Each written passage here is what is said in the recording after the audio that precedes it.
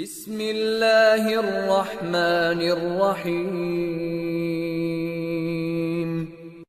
اقرأ باسم ربک الذی خلق۔ اللہ کے نبی صلی اللہ علیہ وسلم کے پاس ایک صحابی آتا ہے، امامہ رضی اللہ عنہ آ کے عرض کرتے ہیں یا رسول اللہ صلی اللہ علیہ وسلم میرے حالات خراب ہو گئے، برباد ہو گیا، کاروبار تباہ ہو گیا، بزدل ہو گیا ہوں، سست ہو گیا ہوں، لوگوں کا خوف ہے میرے اوپر، مقروض ہو گیا ہوں، سونا مٹی بن گیا ہے۔ اللہ کے نبی صلی اللہ علیہ وسلم نے فرمایا تجھے میں چند کلمے سکھاتا ہوں، اس کو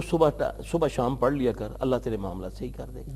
اس میں کوئی آپ نے فرمایا کہ 10 لاکھ بار یہ پڑھ تو 50 لاکھ بار یہ پڑھ، آپ نے فرمایا تو پہ اللہم انی اعوذ بک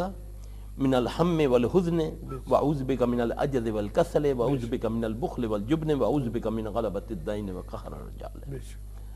اچھا، یہ صحابی عرض کرتے ہیں کہ میں نے یا رسول اللہ صلی اللہ علیہ وسلم چند دن اس کو پڑھے، اللہ نے میرے حالات سنوار دیے۔ جتنے مسائل میں ایک لفظ آپ نے فرمایا ہے، اللہ اکبر کبیر، ایک لفظ فرما دیا ہے، کوئی مشقت نہیں ڈالی اس پر، کوئی ایسی بات نہیں ہے، کوئی اس کو نہیں یہ کہا کہ تو اب رات کو اتنے بجے اٹھ